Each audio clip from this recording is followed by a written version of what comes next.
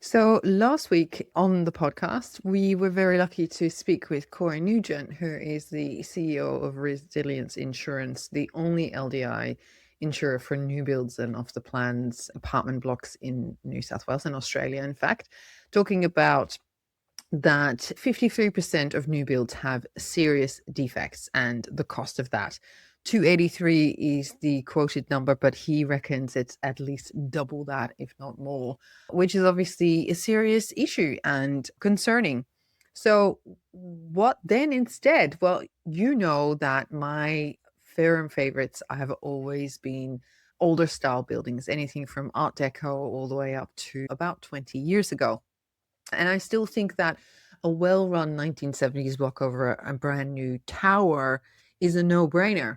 But of course, is that really true? Is an older building all that it's cracked up to be? Because of course, there is a version where you buy an older block and angels and you live happily ever after. But there's also a version where it's very well possible that you end up with a six-figure bill special levy that ends into your inbox because the executive committee have found issues.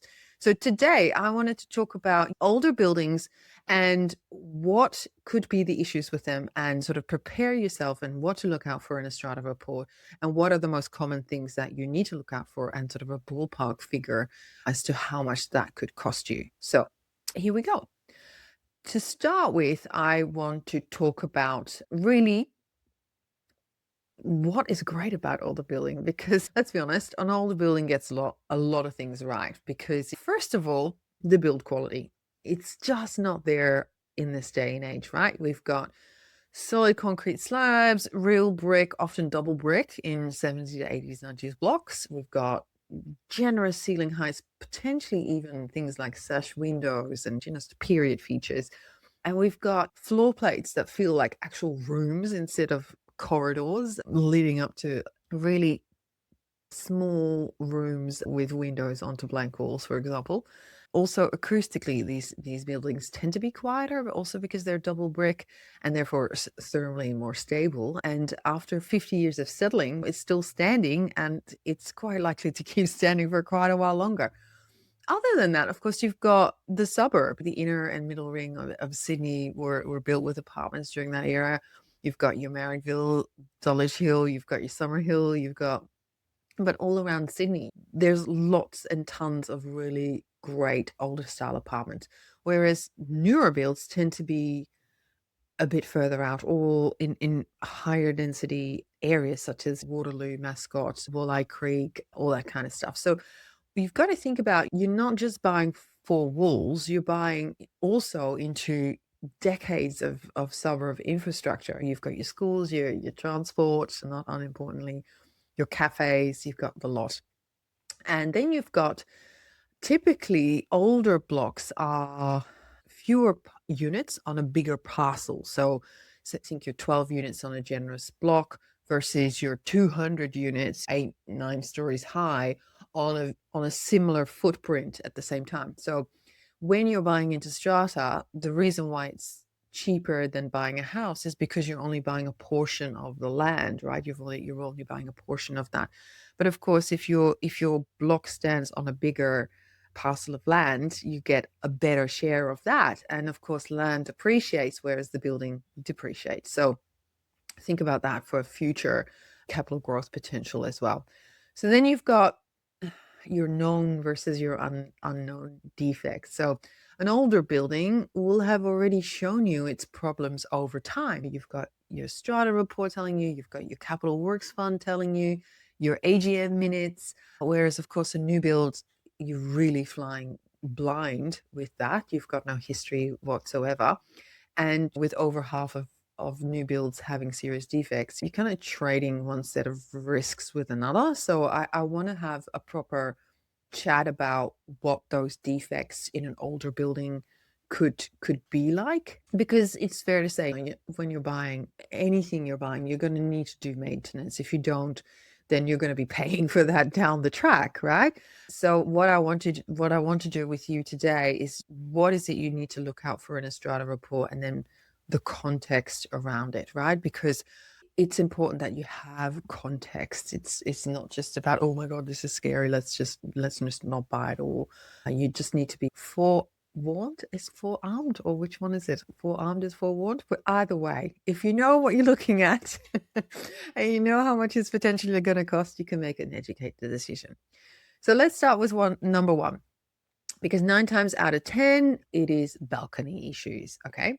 So let's start with balconies, concrete cancer or spalling, same thing. So this is when water finds its way through the cracks or failed waterproofing to the steel reinforcement inside the slab, right? And then the steel rusts and the rust expands, and then the expansion pushes the surrounding concrete out from the inside. So, and you'll see that as rust stains running down the underside of balconies. You see hairline cracks, you see drummy patches of plaster when you tap it, and eventually chunks of concrete actually falling off and exposing that rust that you'll see. And once the steel is exposed, that's just going to continue to deteriorate, because every wet season, every drop of rain will make that worse. And it's not a problem that fixes itself. It really needs to be, fixed as such. Then you've got your waterproofing failure. So the membrane that sits under the tile bed on a balcony does actually do the work of keeping water out of that slab, out of the concrete.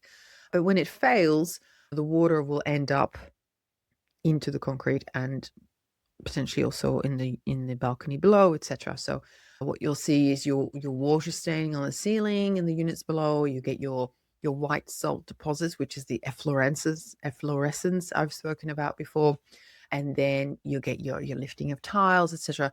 And again, there's no shortcut for that fix. The whole tile bed has to come off, a new membrane needs to go on, and the tiles will need to get relayed. So about 5 to 25K per balcony for a typical strip and seal job, but severe concrete cancer can push that way beyond 30K per balcony. Now, this is the sort of the trade ranges that I have researched online, and I will send you the sources at the end of the podcast for you to download as well. So of course, that is per balcony, and then you've got to multiply that by the number of balconies in the block. But you've got to start off with engineering reports, of course, so that will be like $1,500 to start that whole process off. Now, with balconies, you'll also have a thing called your balustrading compliance. So over the years, the Australian Building Code has changed, and currently the minimum balustrading height is 1 meter, and you can't have any horizontal climbable elements and no gaps wider than 125 mils. And of course, a lot of 60s to 80s buildings were built at a lower standard. They may have bricks with also decorative steel rails, or too low, too wide gaps, etc. So, and that replacement is usually triggered when other things on that balcony will need to be done, because the balustrade and the scaffolding is already there. So let's just do the whole thing in one go. And that for a glass and aluminium replacement, again, based on 2026 trade quotes, it would be for a glass and aluminium one about 5 to 12K per unit. But if you've seen my latest TikTok, one of my last TikToks, where I talk about a building in the inner west, they were quoted over 100K for 2 balconies per unit. So it depends on how deteriorated the balconies are, of course. And everything may just look hunky-dory from the outside. You may not realize there's anything wrong when you're walking through the building at the time. But the words I need you to look out for in the Strata report are things like spalling, concrete repair, membrane, waterproofing, balustrade upgrade, engineering report attached. That's a good sign in the sense that they've been looking at things and potentially already done the work, but it's on their radar. And you can look for those things throughout the whole report, but specifically in the Capital Works Fund forecast, when that report was done, when did they think it was needing to be done? So that's sort of like the savings account schedule, forecasting what the specialist thinks needs to be repaired based on day one for the next 10 to 15 years. Then you've also, I guess, looking at the special levy history. Have they raised special levies in the past? Is there something on the radar? Is there something current? And then, of course, also in the meeting minutes, so the AGM and just the throughout the year, the EGM minutes, do any of those words come up? And then, of course, I think for me, looking at all these reports, a massive red flag is when a building has been talking about that word for like 3 or 4 years and they have done nothing about it, because that tells you two things. In that period of time, the work has most certainly gotten bigger and more expensive. I mean, I think post COVID, how much the cost of goods and trades have come up, but also the committee can't agree how to fund it. Maybe there's a lot of older people living there. They may be asset rich and cash poor. Maybe they're hesitant to get a loan. It's going to have to be dealt with at some point, and that's a special levy waiting to happen. So, if nothing has been done in a reasonable amount of time, that's a special levy that is going to be slapped on top of your quarterly levies, because the problem is certainly not going to go away.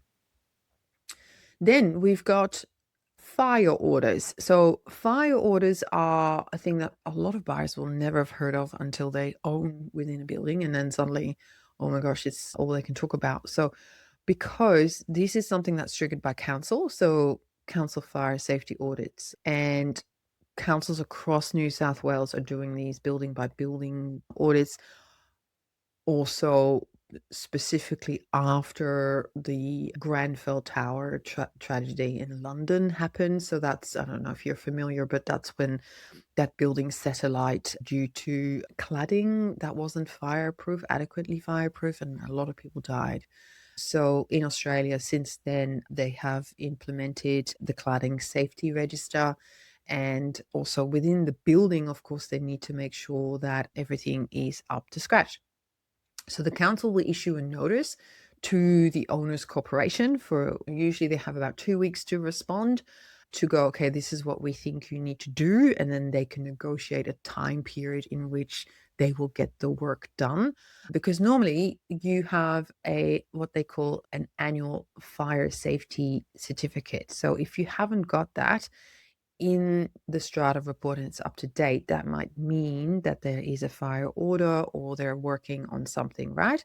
So you have a certain period of time where you can appeal these things. But I mean, really, it's a good idea that you get your building up to code, right? And make it safe for everybody to live in. So what the council is looking for is compartmentation.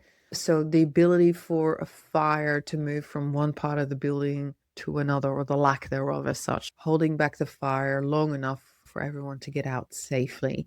For example, the fire rated doors in common areas very commonly have to be upgraded. The wooden timber doors in the 70s definitely don't make the cut.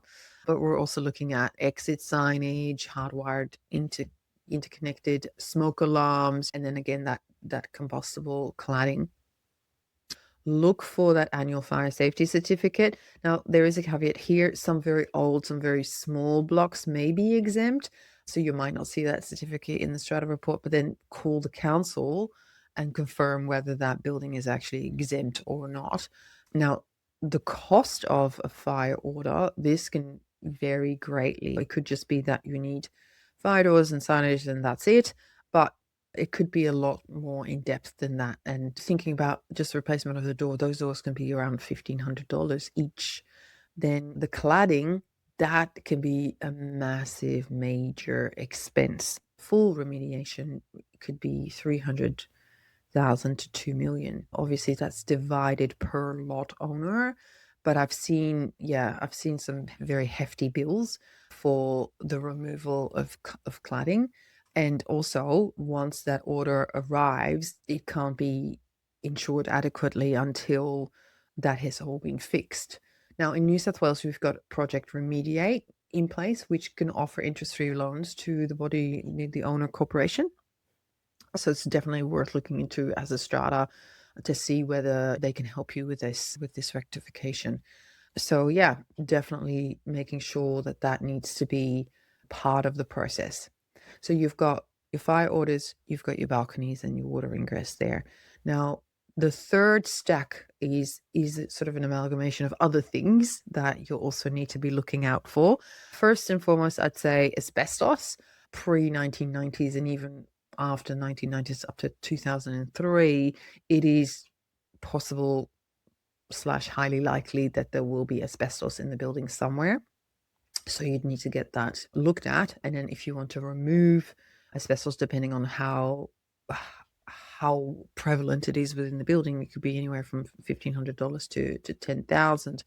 That is partially because you need specialist removalists to get rid of it properly. And it's fine when it's in place, when it's not broken, because it's the particles. Once they are free in the air and you inhale them, that's when they become toxic and cancerous and obviously very serious. But once it's in place and in good order, a lot of buildings will leave them be. But of course, it's important to understand that it's there. Quite often, it's at the back of electrical boards as well, because it was used as sort of a fire retardant material. And particularly post Second World War, there are fibre homes you may have heard of. Well, that's very often has got asbestos in it. So in Australia, there's a huge amount of asbestos still part of the building industry. Then we've got electrical things that may be an issue because sort of pre-80s, a lot of the wiring had no earth and no residual current devices, the RCD, so the safety switches in the switchboard that cut off the power if there's a fault. So again, it's something that insurance companies love to check because they're going to give you premium loading if it's the old standard. And sort of rewiring a full unit can be 3.5 to 10 grand, for example. You've got to think about your switchboard that needs to be upgraded. That can be around $3,000. So electricals need to be in good order. Then you've got your plumbing supply. Your galvanized pipes are corroding. So you might get brown water on the first run, you get poor pressure, you've got slow drains. That can be quite costly. A full unit replumb can be 5 to 15,000. Just think about how much it costs to redo a bathroom, for example. We're starting sort of at 35, 40 grand to do a like for like bathroom replacement. So yeah, making sure that your actual plumbing is up to scratch is important as well. Then you've got your drainage. So you've got your plumbing water in, drainage water out. Water out, quite often terracotta sewer and stormwater, which was standard in Sydney from the early 1900s until sort of the late 70s, 80s when PVC took over. So you've got mortar joint cracks with ground movements, you've got tree roots, you've got then getting repeat blockages, sewer smells, which is not great. And the owner is responsible for the line from the building to the property boundary. And then you've got Sydney Water who takes it from there. Just, for example, for a drain camera inspection, you can be paying sort of $300 to $500. Spot repair, a couple of grand to 5 grand. Pipe relining can be 400 to 1,000 per meter. And then you've got your typical residential main line, 3 to 11,000. Again, the numbers that I'm quoting are the 2026 trade ranges. And what you're looking for in the Strata report there are things like block sewer, sewer route, or stormwater and invoices, and obviously your financials. That should be something you need to be looking out for. What have they been spending their money on, right? Then potentially look for rising damp as well. So you have your bubbling paint, your musty smells when you're walking in. Those are all telltale signs. And in order to fix that, you can have your chemical injection, which they do per linear meter. That can be sort of $200 to $400 per linear meter. You could also look at improving the subfloor ventilation if there is one, whether that's an electrical current or fans or things like that. And of course, if you want to replaster your walls, a full unit could cost sort of 4 grand to 15 grand, including replastering for that.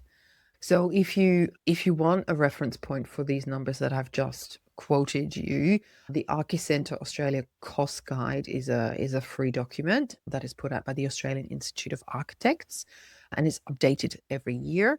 And it covers everything from wet area fit outs to extensions to new roofs, etc. So we'll link that in the show notes, but also if you DM me, I can send that to you. And that's also the same reference point that we use for clients, just to give them a ballpark figure. Obviously, there's always cheaper and more expensive turnouts depending on your personal situation, right? So older buildings, love them. Love them, love them. But these are the three categories to look out for. You've got your balcony, you've got your fire, and then you've got your secondary stack, your plumbing, your drainage, all that kind of stuff. So now that you know what to look out for, you need to be using that knowledge to go through the strata report. And if you found this interesting, you might want to listen to my next episode where I'm actually going to look at two separate strata reports. Buildings look very different physically, and then looking at the strata report, they told two very different things. One unit block in Carlton, one unit block in Dulwich Hill. One of them had 100k special levy per unit, the other one had nothing, and yet I still recommended the 100k special levy one, and I will explain exactly why. So tune in for that one in 2 weeks. I think you'll find it interesting too. DM me for the Archicenter Cross Guide or look at the link in the show notes. I hope you found that interesting. Thanks for listening, and until next time.